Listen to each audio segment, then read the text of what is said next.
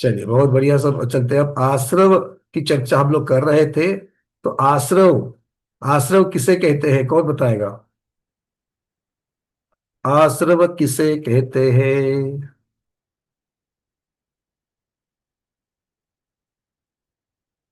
स्मिता दोषी दीदी।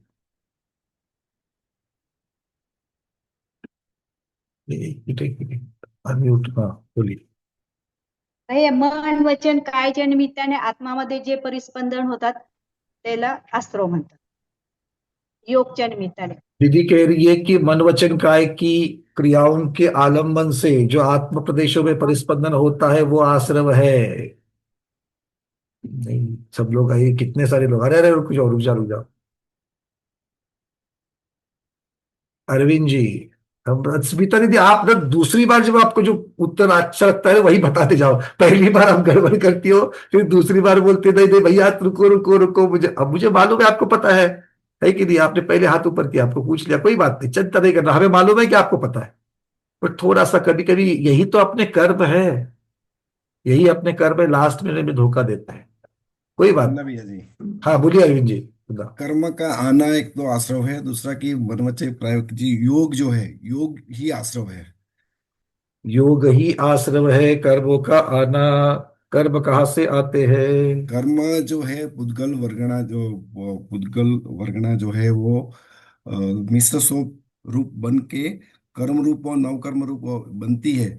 वो आश्रव रूप होती है, मतलब। हाँ, तो मुख्यता से हम ऐसी परिभाषा बताएंगे, गोबर साहब जीवकांड आदि ग्रंथराज की अपेक्षा से बहुत टेक्निकल ऐसी बता दी उन्होंने, कि विसर्जोपचय रूप पुद्गल वर्गनाए, जब जीव के मन वचन काय की क्रियाओं के आलंबन से आत्म प्रदेशों का परिस्पंदन होकर के जो योग होता है, उसके आलंबन से ये पुद्गल वर्गनाए जो विसर्जोपचय रूप है, वो नो कर्म और कर्म रूप जब परिणत होती है, उस प्रक्रिया को आश्रव कहते हैं। और ये कितने समय की प्रक्रिया चलती है? एक समय ही चलती है। एक समय होने के बाद बंद हो जाती है, तो ये अगले समय में फिर होती है। तो प्रति समय ये होती है। ये प्रक्रिया प्रति समय क्यों होती है? प्रश्न है, ये प्रक्रिया प्रति समय क्यों होती है? ये प्रति रुक जाइए, जिन्होंने उत्तर दिए हैं उनको छोड़ करके कोई और। मनीषा शाह दीदी बोलिए। जी वंदना भैया जी। अ, हम्म। हमारा योग निरंतर चलता रहता है। हम्म। और अपने आजू बाजू कारमाण जो पुद्गल वर्गणाएं हैं वो भी अपने आजू बाजू खचाखच भरे हुए हैं। तो चलिए, इसकी तो वजह इसमें से आपने निरंतर चलता शुरुआत तो रहता है। सही कर दी। आपने शुरू, क्योंकि हमें कारण बताना है मुख्यता से। तो कारण क्या है?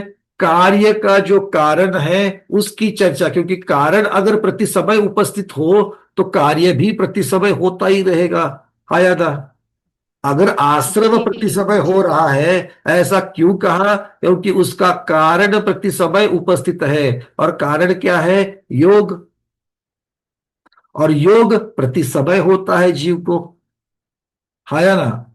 चलिए, सारिका दीदी वैजापुर, योग के भेद कितने हैं? योग के 15 भेद है। योग के 15 भेद है, बोलिए।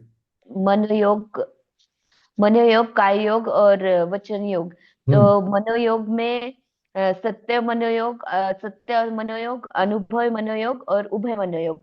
हम्म। और वचन योग में सत्य वचन योग, असत्य वचन योग, अनुभव वचन योग और उभय वचन योग। हम्म। और काय योग में औदारिक मिश्र, औदारिक काय योग, औदारिक मिश्र काय योग, वैकृक मिश्र काय योग, वैकृक काय योग, आहारक काय योग, आहारक मिश्र काय योग और कार्मन काय योग। बहुत सुंदर। तो ये 15 भेद योग के हो गए। ये मन वचन काय के निमित्त से होने वाले हैं। ठीक है। अभी और कुछ योग की परिभाषा हो सकती है, परिभाषा करने से भेद हो सकते हैं।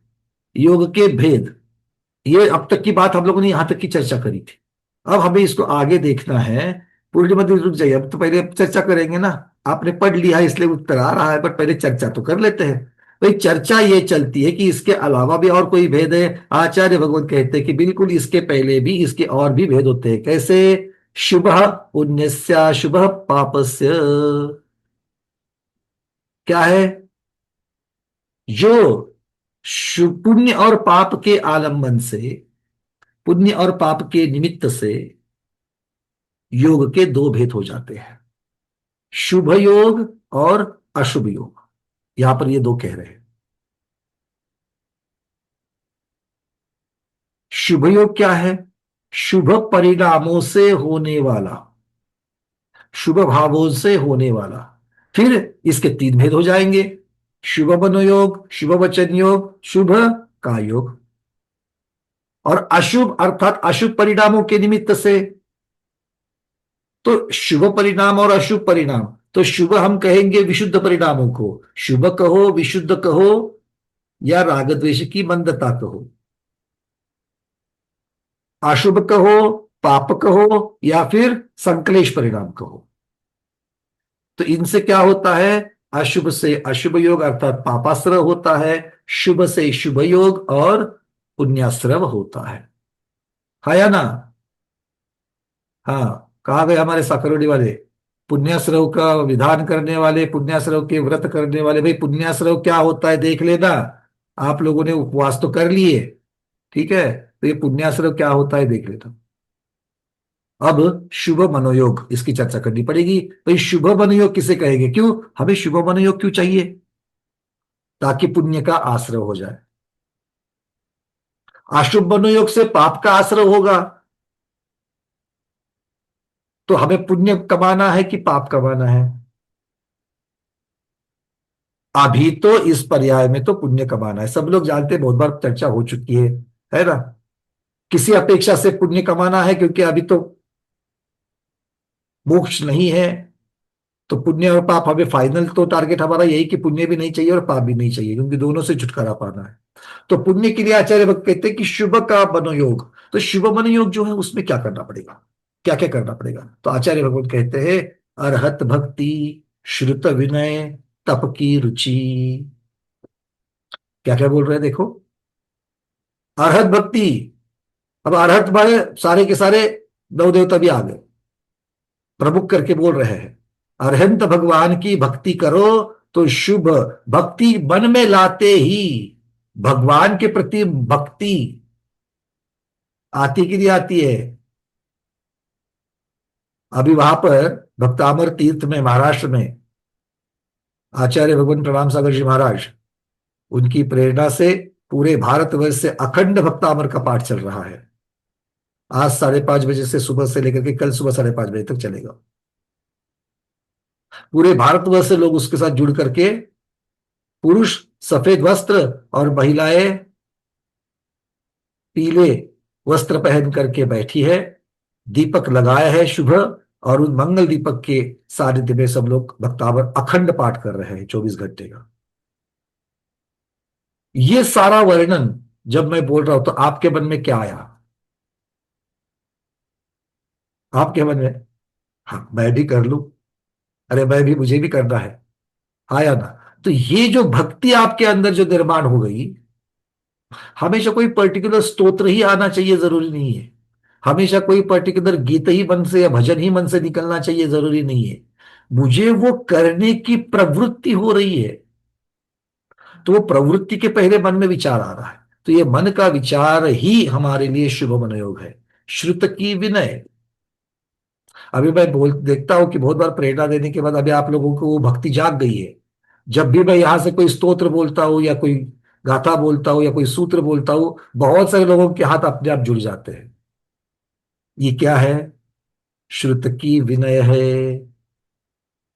ये क्या है? श्रुत की विनय है। ये उपचार विनय में आती है कि मन से, वचन से, काय से किस प्रकार से आप उसकी विनय करते हो। तो ये विनय करने की भावना मन में आते ही शुभ परिणाम हो गए। शुभ परिणाम हो गए तो जब तक शुभ परिणाम थे, क्या है ना, वो विनय बार बार नहीं आती है, विनय बार बार नहीं आती है। ऐसा कोई निमित्त मिलते ही वो विनय आ जाती है। भगवान की भक्ति भी 24 घंटे आती है क्या मन में? जब साधन मिलते हैं, जब निमित्त मिलता है, तब कोई चर्चा चल रही हो, अभिषेक के लिए बैठे हो, अभिषेक देख रहे हो, पूजन कर रहे हो, महाराज जी का प्रवचन सुन रहे हो, उसमें कोई चर्चा आ गई है, किसी और के साथ में स्वयं स्वाध्याय करने बैठे हो, अलग अलग निमित्त मिलने पर ही हमें वो प्रवृत्तियां होती है। और इसलिए वो प्रवृत्ति जब तक है तब तक पुण्य का आश्रव हो रहा है, नहीं तो इसको छोड़ करके जैसे ही पुण्य से उतरे, दूसरा कोई चांस ही नहीं, सिर्फ अशुभ ही आ सकता है, या तो शुभ या तो अशुभ, दोनों में से एक होगा। तो शुभाश्रव के पश्चात अशुभ आश्रव होना होता ही होता है, अकाट्य नियम। चर्चा किसकी चल रही है? छद्मस्तों, आपकी और हमारी। जब भी शुभाश्रव होता है उसके पश्चात अशुभाश्रव होता ही होता है। जब तक अशुभ परिणाम चल रहे हैं तब तक अशुभाश्रव होगा, उसके पश्चात कभी कभार निमित्त मिलते हैं, तब उतने देर के लिए शुभाश्रव होगा, फिर वापस अशुभाश्रव चालू। मतलब 24 घंटे में ज्यादा से ज्यादा आश्रव कौन सा होगा? अशुभ आश्रव होगा। अशुभ आश्रव ऊपर नीचे कम ज्यादा होते रहेगा, किंतु अशुभ ही चलेगा। फिर ज्ञात भाव से होगा, अज्ञात भाव से होगा, जानबूझ करके एकाधी क्रिया होगी तो भी होगा, बिना जाने एकाध क्रिया होगी तो भी होगा, असावधानता की वजह से होगा, सावधानता की वजह से भी होगा। अब सावधान कितना रहते हैं और असावधान कितना रहते हैं, आपके मन में आने वाले विचारों के प्रति क्या हम सावधान रहते हैं? मन में कौन सा विचार आना चाहिए उसके प्रति क्या हम सावधान रहते हैं? अगर सावधान रहे ना तो ज्यादा से ज्यादा शुभ ही विचार आ जाए, क्योंकि कौन जानबूझ करके पाप कमाना चाहता है? हमारे स्वाध्याय तो पक्का नहीं। जो जग गया है, जिसको शास्त्र का क्या लिखा है मालूम है, पाप पुण्य को समझता है, वो जानबूझ करके पाप करना चाहेगा? नहीं।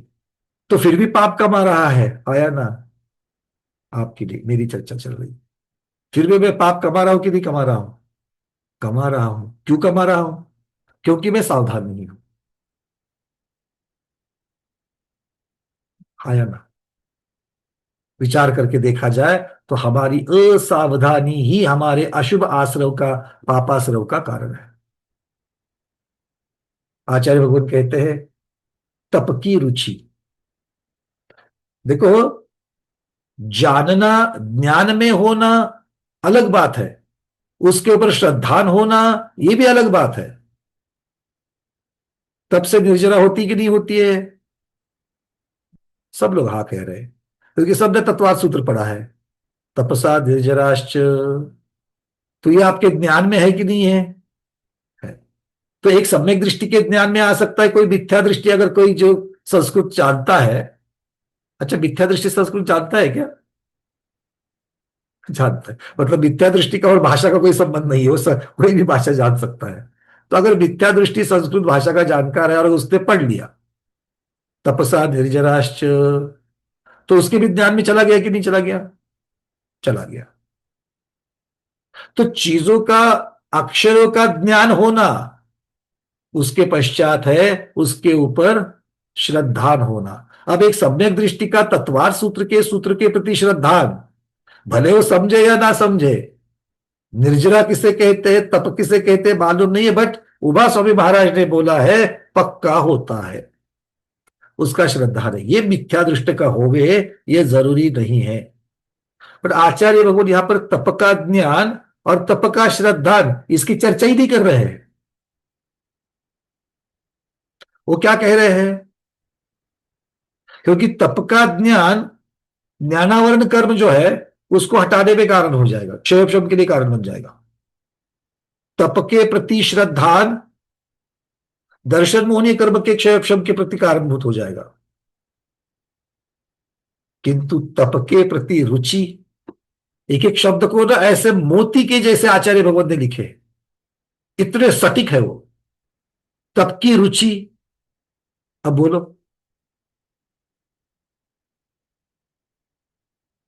तप की प्रति रुचि इसका अर्थ ये नहीं कि आपने तप करना शुरू कर दिया। तप के प्रति रुचि, इसका मतलब है आपका उसके प्रति झुकाव, और वो झुकाव ही तप के प्रति भक्ति है। तप की भक्ति करनी चाहिए कि नहीं करनी चाहिए? तप की भक्ति करनी चाहिए कि नहीं करनी चाहिए? तप पुद्गल है कि जीव है? तप पुद्गल है कि जीव है? बहुत अच्छा प्रश्न आ गया, है ना? तप पुद्गल है कि क्या है? सबसे पहले अरविंद जी ने हाथ ऊपर किया, बोलिए अरविंद जी, उसके बाद है भागीरथी जी। जीव जीव सहित पुद्गल है, मतलब जीव अरे ही करता है। सही नहीं सर, थोड़ा सा नया कंसेप्ट हो जाएगा, बोलो, बट हो सकता है कि मैं उसको समझ नहीं पा रहा हूँ। तप जीव सहित पुद्गल मतलब दोनों का आपको कहना है? हाँ, क्योंकि जीव ही तप करता है, लेकिन इसमें पुद्गल तो इनडायरेक्ट है ही, मतलब जीव से जुड़ा हुआ ही है ना। थोड़ा इसको और थोड़ा आगे, आप सही जा रहे हैं, ये तो इसको क्या अर्थ करेंगे डॉक्टर महीना दीदी? तब तो पुद्गल है, शब्द तो पुद्गल है, परंतु वो जीव के साथ द्वारा किया जाता है, इसलिए वो उसको वो भी कह सकते हैं। अरे थोड़ा और पवन दी। तब ये अपने जीव को शुद्ध करने के लिए करने वाली क्रिया है, साध्य साधन जैसे वो बोल सकते हैं अपन। बहुत सुंदर, ये एक क्रिया है। जब तक ये क्रियात्मक है, इसका साधन कौन है? पुद्गल के द्वारा। अब तप के दो भेद कर लीजिए, अभ्यंतर तप और बाह्य तप। बाह्य तप में जितनी भी क्रियाएं करी, इसीलिए तो दो भेद हो गए इसके। बाह्य तप में जितनी क्रियाएं करवानी है वो सारी शरीर से करवानी है, हाँ या ना? और अभ्यंतर की जो करवानी है वो, आत्मा से। अच्छा, डायरेक्ट आत्मा से होती है? नहीं नहीं, बोलो, अच्छी बात है। सबसे पहला अभ्यंतर तप सामायिक है दीदी। सामायिक तप डायरेक्ट आत्मा से होता है क्या?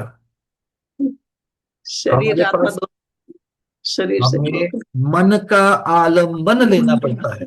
और देखिए इसका उत्तर हम लोग कैसे सिद्ध करेंगे कि यहां पर इस प्रकार की, क्या कह सकते हैं, इस प्रकार की पुद्गल की आवश्यकता है या नहीं है।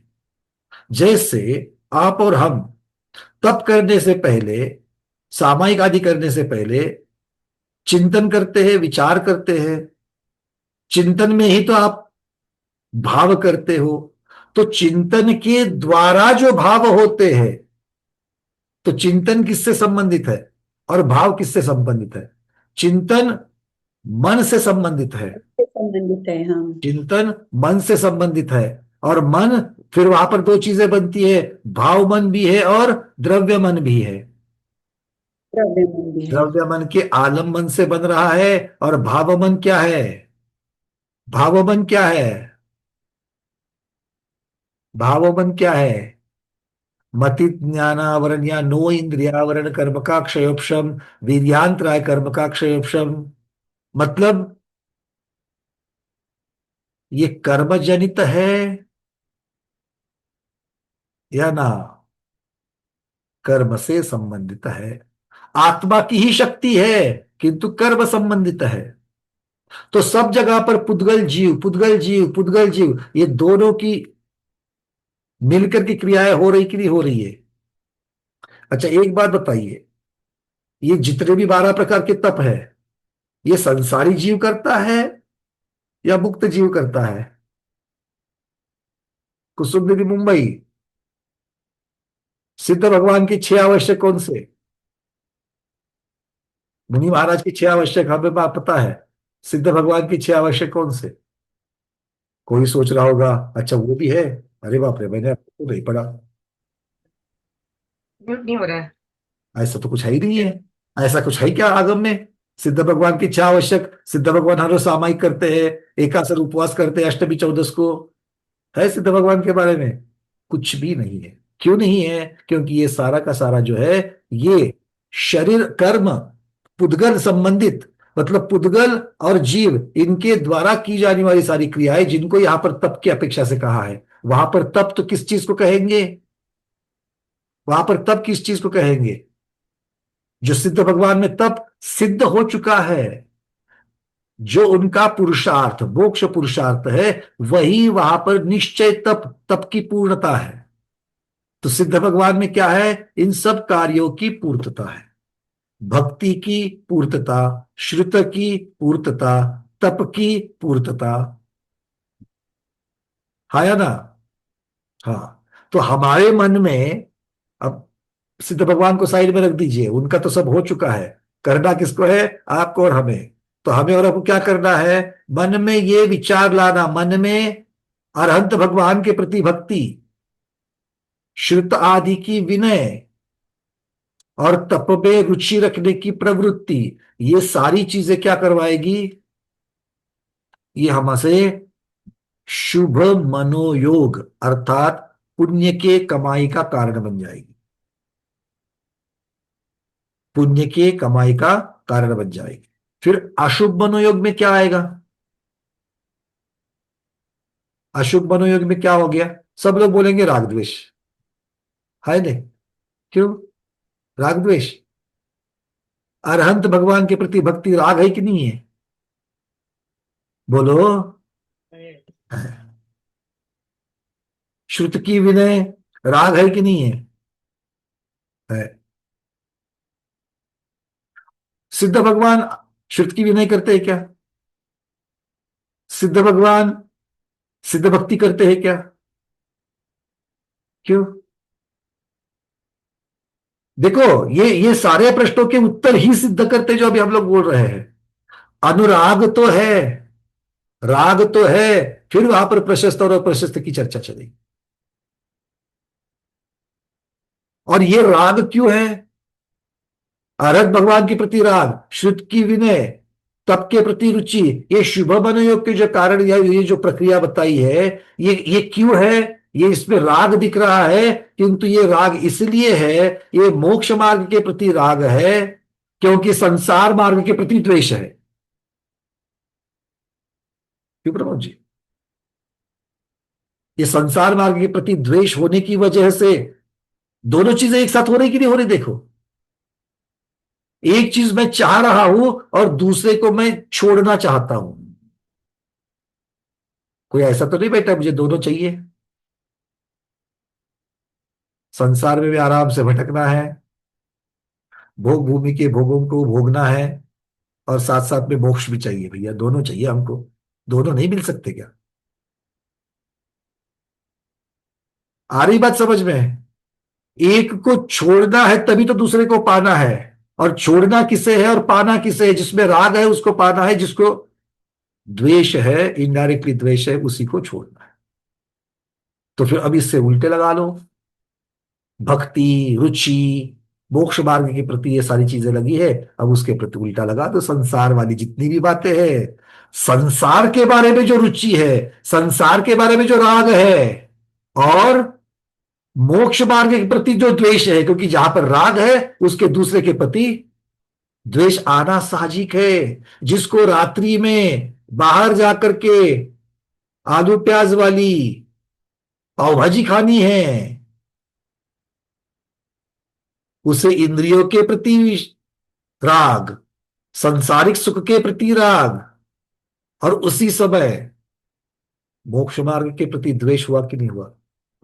द्वेष यहां पर सीधे सीधे द्वेष शब्द का अर्थ बहुत ऊंचा द्वेष मत करना, उससे उल्टी इष्टता और अनिष्टता, इस की अपेक्षा से ले सकते है ना। आप बोलोगे भैया चतुर्थ गुणस्थान वर्ती है, चतुर्थ गुणस्थान वर्ती अविरत सम्यक दृष्टि है, उसकी तो महावीर भगवान के ऊपर बहुत सारी श्रद्धान है, विनय भी करता है, किंतु अवृत्ति है, रात में जाकर के खाएगा जरूर।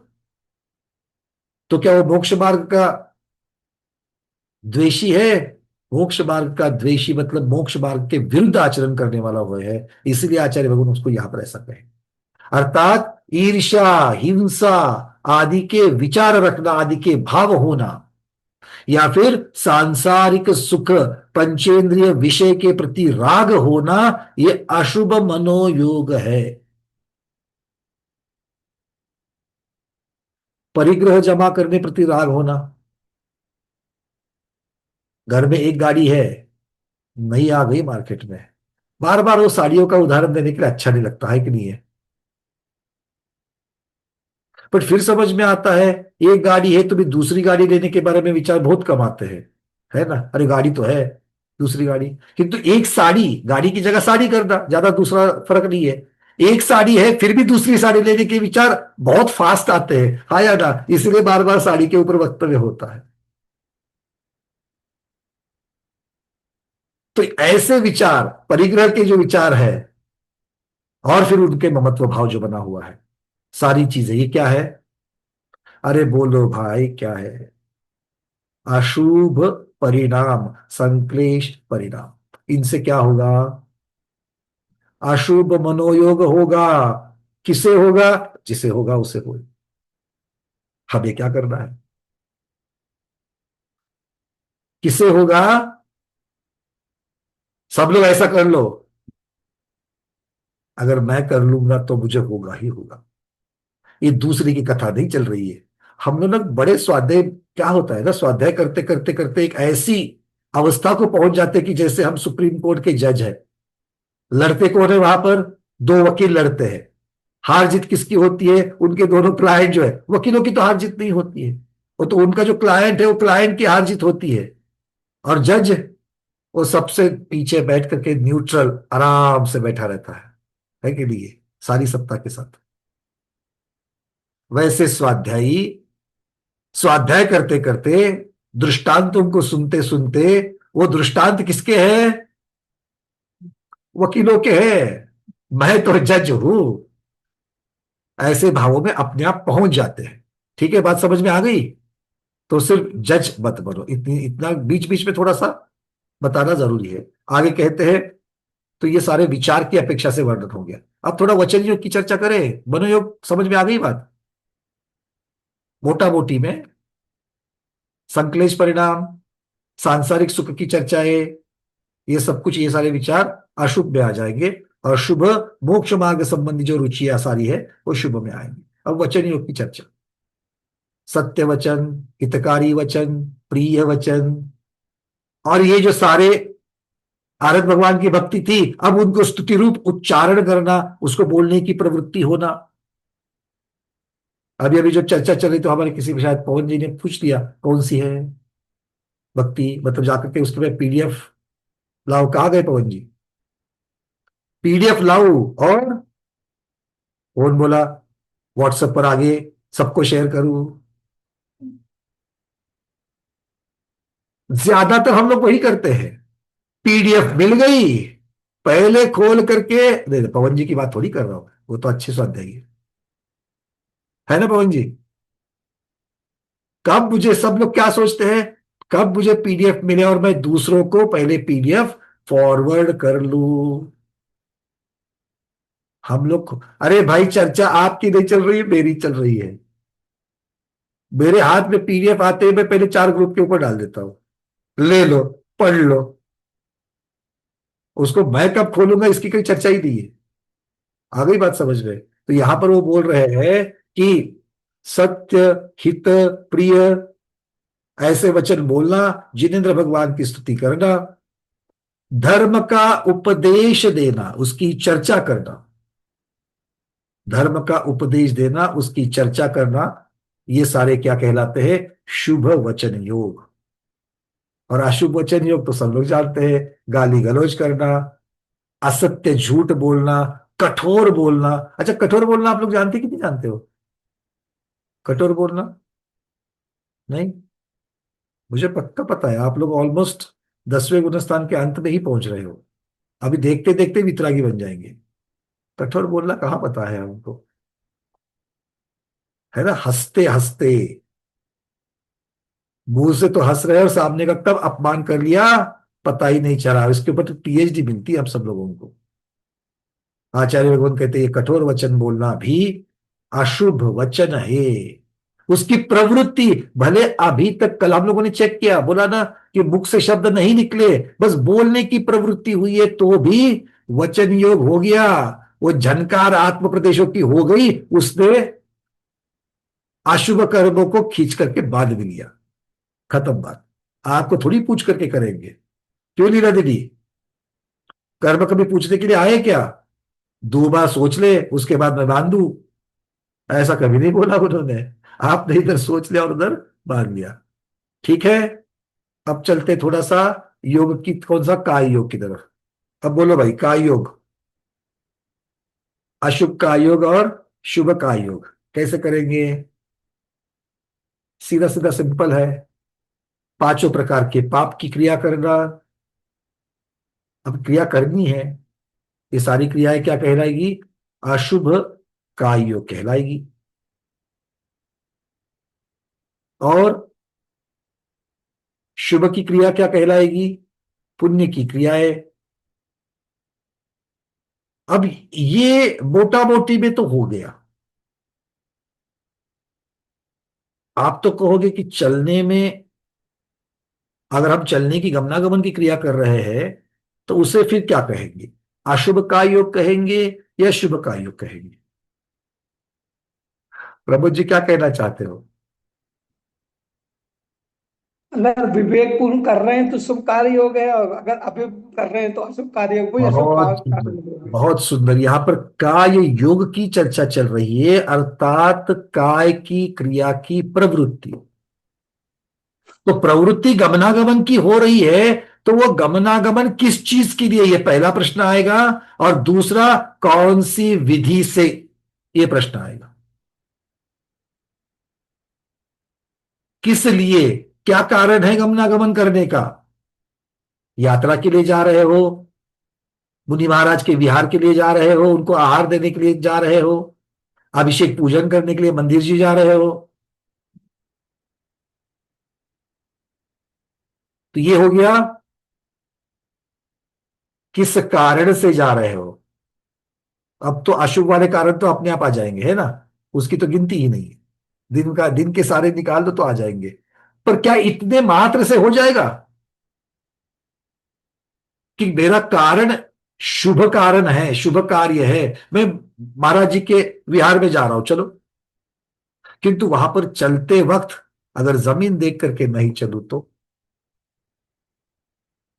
बोलो। वो जीवों को बचाने के भाव मनोयोग से लेकर के काय योग के साथ में जुड़ जाएंगे।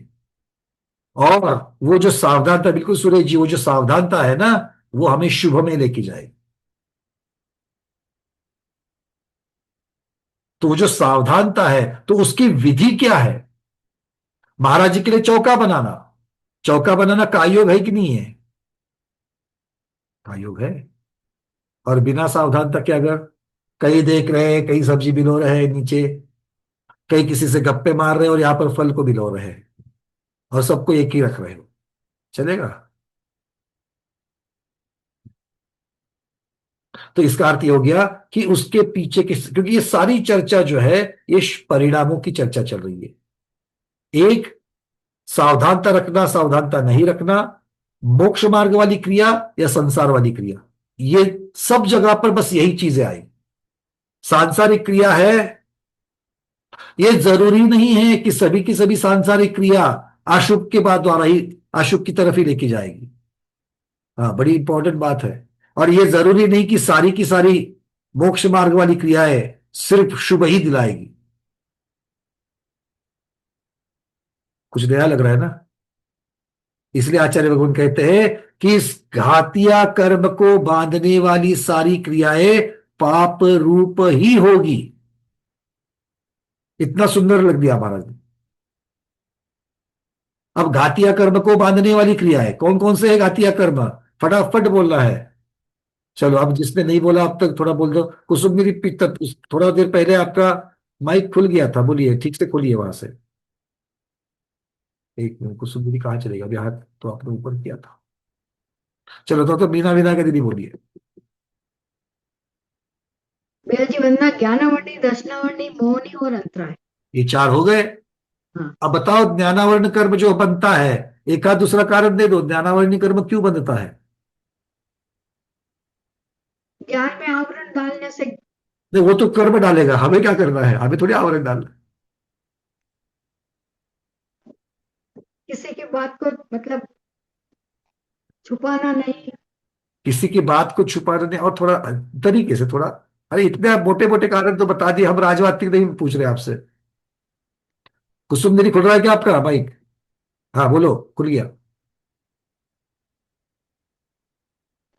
ज्ञानावरण कर्म भैया किसी के अंतर वो ज्ञान ज्ञान की किताब पुस्तकें छुपा देना, बहुत बढ़िया। प्रश्न का उत्तर नहीं बताना, जो गुरु अपने का को नाम आता है वो छिपाना, सामने से जब उपदेश स्वाध्याय कोई बता रहा है तो आपस में चर्चा करना, बहुत चर्चा सारे कारण करना, आचार्य भगवान ने बहुत बताए। सारे तो कारण। ये सारे कारणों को ले लो, इन सारे कारणों को ले लो, तो इस प्रकार की भावना जो है, ये भावना जो है, ये भावना ही इतनी घातक है कि इसके साथ में शुभ तो कुछ बदलने वाला है क्या? शुभ बंधेगा इसके साथ? नहीं, शुभ नहीं बंधेगा। दर्शनावरण, निद्रा, सबसे पहले तो निद्रा को ले लो। कभी भी कहीं भी सो जाना, दूसरे की निद्रा में खलल डालना, ये आ जाएंगे। दूसरे के दर्शन में खलल डालना, किसी की आंखें ही फोड़ देना, सारे के सारे दृष्टावरण कर्म की बात है। और नहीं तो क्या बोलना, अरे तुम्हारी उम्र कितनी है? 40, चश्मा लग गया? अरे मुझे देखो, मैं 60 की अभी बिना चश्मे के पढ़ती हूं। हो गई बात, बांध दिया दृष्टावरण, इधर बोला उधर बंध गया। तो ये सारे जो कारण है, अब बताओ अंतराय कर्म के बारे में, अलग अलग प्रकार के अंतराय, और मोहनी की तो बात ही क्या करना। तो ये सारे के सारे जो है, क्या इसमें कोई शुभ वाली बात हो रही है क्या? नहीं हो रही है। किंतु ऐसी भी कुछ बातें होती है जो पुण्य क्रियाएं होती है, किंतु उस पुण्य क्रियाओं में हमें पाप भी बंध जाता है। आचार्य कहते हैं कि पुण्य बंध शुभ योग से ही होता है। ध्यान से सुनना, पुण्य बंध होता है तो सिर्फ शुभ योग से ही होगा, पाप अशुभ योग से नहीं होगा। पुण्य बंध होगा तो शुभ योग से ही होगा, किंतु शुभ योग से सिर्फ पुण्य ही बंधे ये जरूरी नहीं, पुण्य के साथ थोड़ा पाप भी बंध जाएगा। अशुभ योग से पाप ही बंधेगा, पुण्य नहीं बंधेगा। शुभ योग से पुण्य तो पक्का बंधेगा, किंतु उसके साथ पाप भी बंधेगा। अब यहां पर सम्यक दृष्टि मिथ्या दृष्टि की चर्चा नहीं है, ये चर्चा किसकी है? सरागी की है, और सरागी के कम ज्यादा राग द्वेष की है। कोई मिथ्या दृष्टि भी है, और अगर कोई जीव मर रहा है उसके ऊपर वो अनुकंपा कर रहा है, मरते हुए को पानी पिला रहा है, उसकी शुश्रूषा सेवा कर रहा है, तो पुण्य कर्म बंधेगा कि नहीं बंधेगा? उसको बिल्कुल बंधेगा,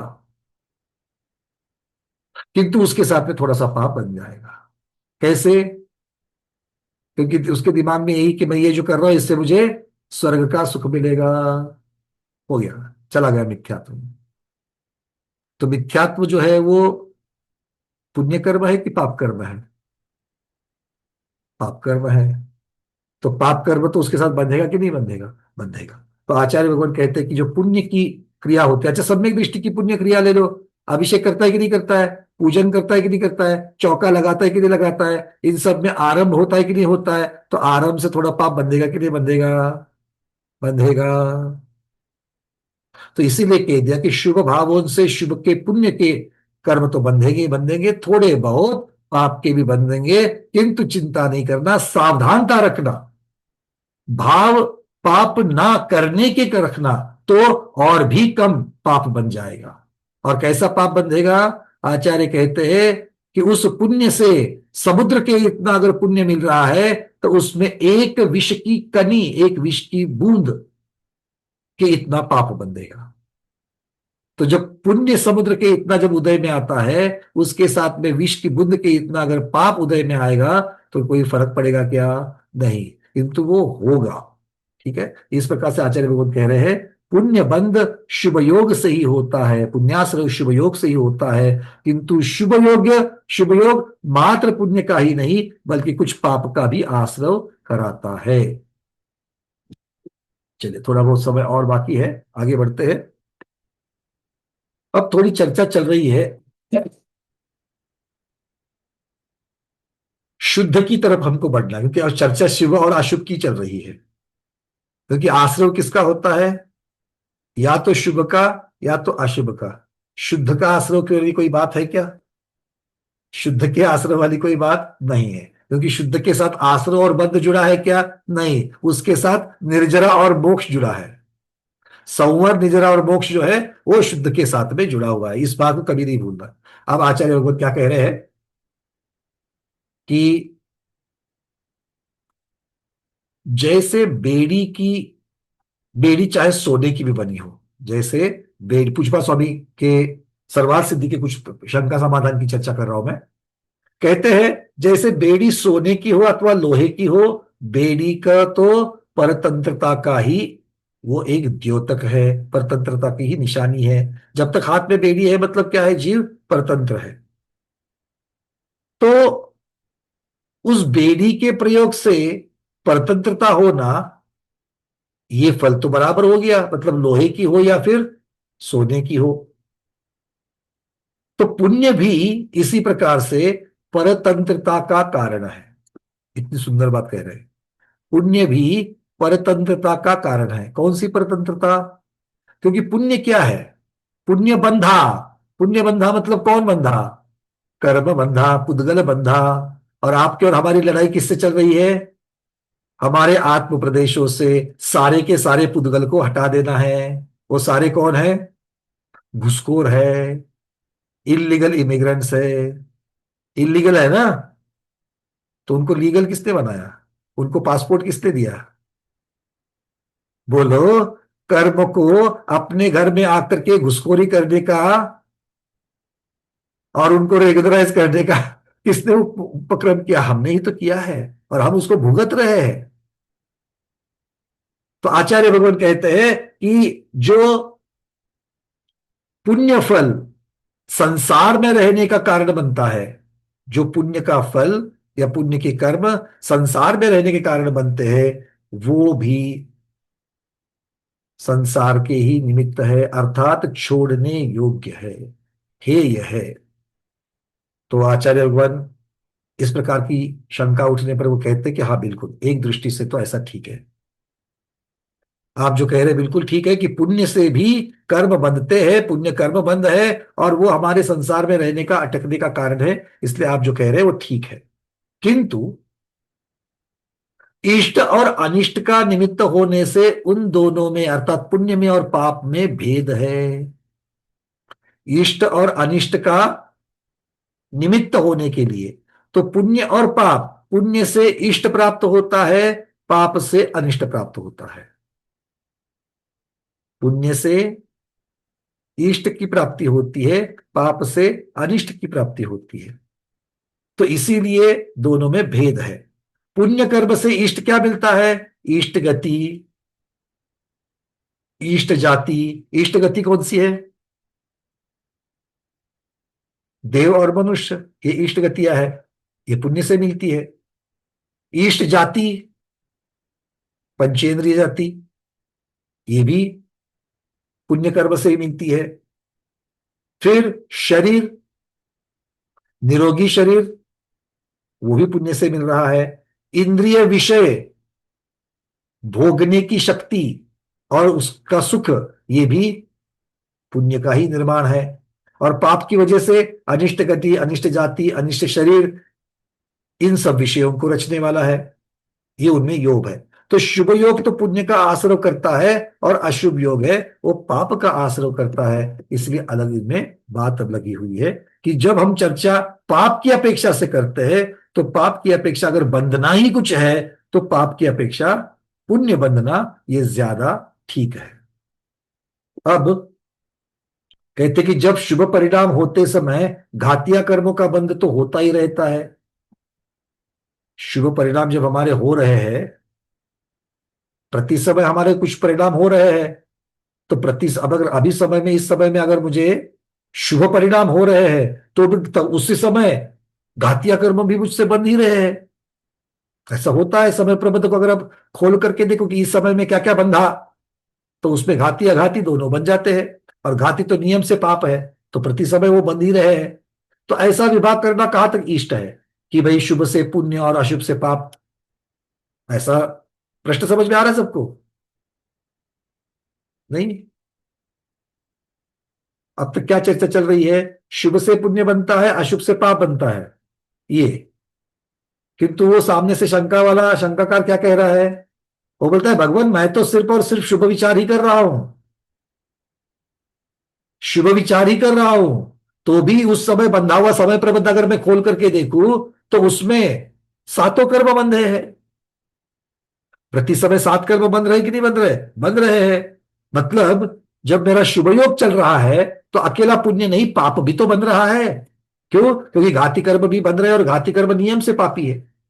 तो ऐसा आप जो कह रहे हो कि शुभ से पुण्य बनता है और अशुभ से पाप बनता है, ऐसा विभाग करना ही गलत हो गया, ऐसा भेद करना ही गलत है, ऐसा कौन शंकाकार कह रहा है? शुभ परिणाम पुण्य के आश्रय का कारण है, तो शुभ परिणाम पाप का भी तो आश्रय कर रहा है। तो आचार्य भगवान उत्तर दे रहे, ये पुण्य पाप की जो चर्चा है वो आघात या कर्म की दृष्टि से समझना। क्या कह रहे हैं? ये पुण्य पाप की जो चर्चा है वो घाती कर्म की अपेक्षा से नहीं है, आघाती कर्म की अपेक्षा से है। आघातीय कर्मों में जो पुण्य है उनमें आश्रय का कारण अशुभ योग अथवा शुभ योग पुण्य का ही कारण, ऐसा नहीं कह रहे हैं। मतलब जो आघातीय कर्मों में जो कर्म प्रकृतियां है, उच्च गोत्र नीच गोत्र, शुभ नाम कर्म अशुभ नाम कर्म, सातावेदनीय असातावेदनीय, ये जो सारे हैं उसमें उसकी जो शुभ प्रकृतियां है उन शुभ प्रकृतियों का कारण सिर्फ शुभ ही है। किंतु जो अशुभ प्रकृतियां है जैसे नीच गोत्र है, असातावेदनीय है आदि, ये जो कर्म है इन कर्मों का कारण अकेला अशुभ नहीं, शुभ के समय भी ये बनते हैं, ये इसका अर्थ लेता है। इससे ये भी बात आ गई कि शुभ योग होते हुए भी घातिया कर्मों का पाप कर्मों का आश्रय हो सकता है। तो जो घाती कर्म अगर बन रहे हैं तो उससे पाप ही होगा, अघाती कर्म बन रहे हैं उसके अपेक्षा से भी पाप बंधेगा, किंतु वो बहुत कम बंधेगा। मुख्यता से ये प्रधान वर्णन है कि जब शुभ योग होता है तब शुभ पुण्य बनता है, यह आचार्य भगवान कह रहे हैं। अब शंकाकार फिर से बोल रहा है। वो क्या कह रहा है? वो कह रहा है अगर शुभ पाप का और अशुभ पुण्य का भी कारण होता है तो आगम ने जो बताया है कि सब कर्मों का उत्कृष्ट स्थितिबंध उत्कृष्ट संक्लेश से और जघन्य स्थितिबंध मंद संक्लेश से है, वो सब निरर्थक हो जाएगा। आगम में कर्म सिद्धांत में एक बात आती है कि जो स्थिति पड़ती है, कर्म हमारे साथ कौन सा कर्म कितनी देर के लिए चिपकेगा, उसको क्या कहते हैं? स्थितिबंध कहते हैं, सब लोग जानते हैं।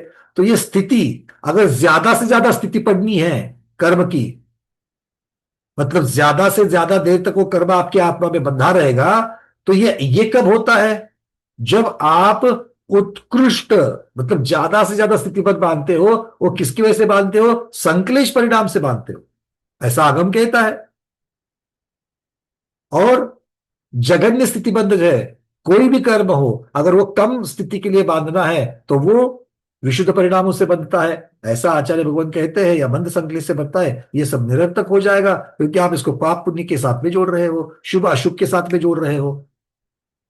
तब आचार्य भगवान कहते कि नहीं, ये जो पाप और पुण्य की जो चर्चा चल रही है ये स्थिति की अपेक्षा से नहीं है, ये अनुभाग बंध की अपेक्षा से है। बहुत महत्वपूर्ण सूत्र है ये। आचार्य भगवान कह रहे हैं पाप और पुण्य की चर्चा सारा का सारा जो है वो अनुभाग बंध की अपेक्षा से है, ना कि स्थिति बंध की अपेक्षा से। क्यों? क्योंकि ज्यादा देर तक अगर कोई कर्म बंधा है किंतु वो नियम से ज्यादा देर तक बंधा है करके दुख देने वाला है, ये जरूरी नहीं है। जैसे उदाहरण दिया था, ठंडा तेल है रूम टेम्परेचर का, वो 1 घंटा पर अगर मेरे शरीर से लग जाए तो कोई फर्क पड़ता है क्या? नहीं। किंतु खौलता हुआ तेल 5 सेकंड के लिए अगर शरीर पर आ जावे तो मतलब कितनी स्थिति है, कितने काल के लिए कर्म बंधता है, यह महत्वपूर्ण यहां पर नहीं है। तो उसका जो फल देने की जो शक्ति है अर्थात अनुभाग जो है उसकी अपेक्षा से यह वर्णन है। इसलिए आचार्य भगवान ने कह दिया कि ये जो सारी चर्चा जो चल रही है ये अनुभाग बंध की अपेक्षा से बांधना, क्योंकि फल में मुख्य निमित्त अनुभाग बंध होता है। फल देने की शक्ति में अनुभाग बंध जो है वो कारणभूत होता है। कितने ही कर्म परमाणु बन जावे और कितनी स्थिति बन जाए, इनमें अगर अनुभाग विशेष नहीं है तो फल भी विशेष नहीं होता। बहुत सारे कर्म परमाणु बन गए, बनेंगे तो अनंत, किंतु बहुत वाले अनंत अगर बन गए तो प्रदेश संख्या, प्रदेश बंध भी बहुत बड़ा है, स्थिति बंध भी बहुत बड़ा है, किंतु अनुभाग बंध अगर बंध है तो उसका फल कोई दिखाई नहीं देता है। देखो कितनी बड़ी बात कह रहे हैं। लंबी देर तक आपको फल मिलने वाला है और बहुत सारे कर्म परमाणु भी बंधे हैं, किंतु उसका अनुभाग अगर बंध बंधा है तो आपको समझ में भी नहीं आएगा। ये पुण्य के बारे में भी होगा और पाप के बारे में भी होगा। चारों प्रकार के बंधों में अनुभाग बंध बड़ा प्रबल बंध है, अर्थात समस्त शुभ प्रकृतियों का उत्कृष्ट अनुभाग बंध उत्कृष्ट विशुद्ध परिणामों से होता है। लिख लेना सब लोग, क्या कह रहे हैं आचार्य भगवान? समस्त शुभ प्रकृतियां, जितनी भी शुभ प्रकृतियां, अब ये सारी चर्चा शुभ प्रकृतियां कौन सी होगी? आघाती नहीं होगी। समस्त जितनी भी शुभ प्रकृतियां है उनका उत्कृष्ट अनुभाग, उत्कृष्ट फल, शुभ प्रकृति का उत्कृष्ट फल क्या होगा? ज्यादा से ज्यादा पुण्य, ज्यादा से ज्यादा सुख। ये किससे मिलेगा? ये उत्कृष्ट विशुद्ध परिणामों से होगा। और समस्त अशुभ प्रकृतियों का उत्कृष्ट अनुभाग बंध तीव्र संक्लेश परिणाम से होता है। स्थिति बंध के उल्टी अक्र है, स्थिति बंध से उल्टी चीज यहां पर अनुभाग बंध में समझ में आ रही है। ठीक है, चलिए